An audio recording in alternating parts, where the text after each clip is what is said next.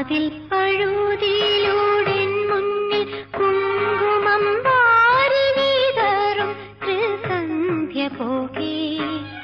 അതിലോലമിൻ ഇടനാഴിയിൽ നിൻ കളമധുരമാം കാലൊച്ച കേട്ടു മധുരമാം കാലൊച്ച കേട്ടു വാതിൽ പഴുതിയിലൂടെ മുന്നിൽ കുങ്കുമം വാരി വിതറും ത്രിസന്ധ്യ പോകെ അതിലോലമിൻ ഇടനാഴിയിൽ നിൻ കളമധുരമാം കാലൊച്ച കേട്ടു മധുരമാം കാലൊച്ച കേട്ടു.